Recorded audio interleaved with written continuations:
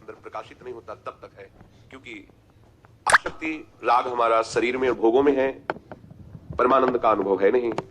परमानंद का आकर्षण भी इतना नहीं जितना भोगाकर्षण है। तो परमानंद के मार्ग में कृपा से चल तो दिए हैं, पर ऐसा लगता है कि सुख तो इंद्रियजन्य भोगों में ही है। और हम बहुत हर्षित होते हैं जब हमारी ज्ञान इंद्रियां किसी भी विषय का आकर्षण कराकर कर्म इंद्रियां उसमें वर्तती हैं, तो हमारा अंतःकरण हर्षित होता है। आज हमने ये खाया, ये पिया, ये देखा, ये सुना, ये भोगा। यही है हमारा बंधन जो हम स्वयं स्वीकार किए हुए हैं। ये हमारे निश्चय से ही हटेगा। उपदेश सदगुरुदेव के, आचार्य के, प्रभु के, और स्वीकृति हमारी स्वीकृति ही परमार्थ में हमें आगे बढ़ाएगी। अगर हम उपदेश स्वीकार न करें तो हम आगे नहीं बढ़ सकते। करुणा करके प्रभु उपदेश करते हैं, युञ्जन्नेवं सदात्मानं योगी नियत मानसः शांतिं निर्वाण परमां मत संस्थामधिगच्छति। वश में किए हुए मन वाला योगी मन को इस तरह से सदा अपने आराध्य देव में लगाता हुआ मुझ में संयम पूर्वक जो वृत्तियों को जोड़ा, तो सम्यक स्थिति मेरी हो गई, अर्थात भागवतिक स्थिति में वो स्थित हो जाता है। उसी को निर्वाण पद मिलता है, उसी को परम शांति पद मिलता है। वो वर्तमान में मोक्ष स्वरूप है, वर्तमान में परमानंद भगवत स्वरूप है। युञ्जन एवं सदात्मानम योगी नियत मानसा। योगी जिसका निश्चय हो गया है भगवत प्राप्ति। भगवत प्राप्ति का स्वरूप द्वंद्वों को सहते हुए निरंतर भजन वृत्ति में डूबना। निरंतर, ये कठिन शब्द है निरंतर। अगर हम बहुत काल तक अभ्यास सब कुछ सहते हुए नहीं करेंगे तो निरंतर भजन नहीं चला सकते आप।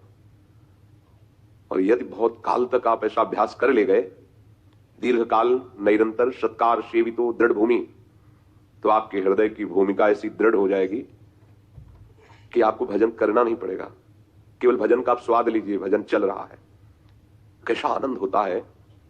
सच्ची मानिए, ये सब अकल नहीं लगानी पड़ती कि ये मिथ्या है, इसे त्याग दो, इसमें सुख नहीं। ये सब प्रारंभिक ककहरा की पढ़ाई होती है। जब नाम का निरंतर हृदय में स्फुरण होने लगता है, बड़ी महिमा है नाम की। हमारे हृदय में जब तक नाम के प्रति महत्व बुद्धि नहीं आ रही, तभी तक ये बात है।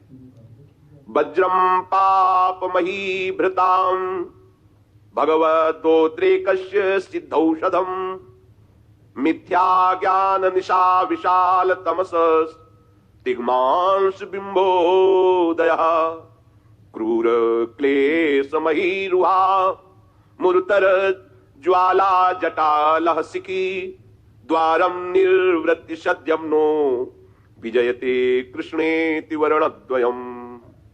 ये जो प्रभु का नाम है, हरि, कृष्ण, गोविंद, माधव, ये ऐसे महामहिमा में प्रभु के नाम है।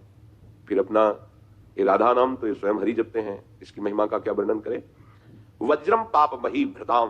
ओहो, जहां कोई नाम का आश्रय लिया तो जैसे बड़े बड़े पर्वतों को चकनाचूर कर दे वज्र, उसमें ऐसी ताकत है। जो देवराज इंद्र का प्रधान अस्त्र है वज्र, अगर वज्र का प्रहार कर दे तो हिमालय को भी धूर करके उड़ा दे, वो इतनी सामर्थ्य उस वज्र में है।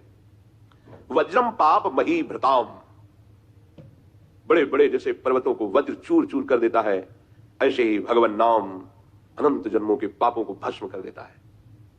कोई भी पाप उस उपासक के जीवन में अब भजन नहीं छुड़वा सकता। शरीर में पीड़ा देना और भजन में बाधा पहुंच जाना, दोनों में अंतर है। भजनानंदी का भजन न रोक सके, यह सबसे बड़ी चतुरता होती है उस उपासक की।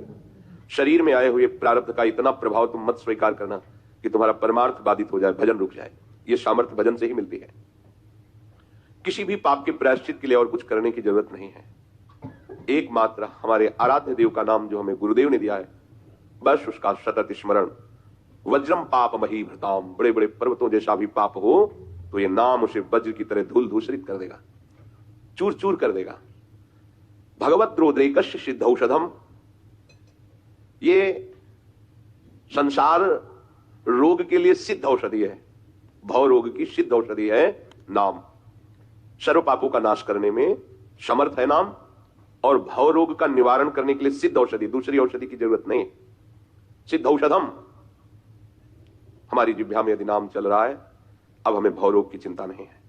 थोड़ा परहेज ठीक रखें, कुमार्गगामी व्यक्ति और वृत्तियों से अपने को बचाएं और निरंतर नाम का अभ्यास करें तो भव समुद्र से पार हो जाएंगे।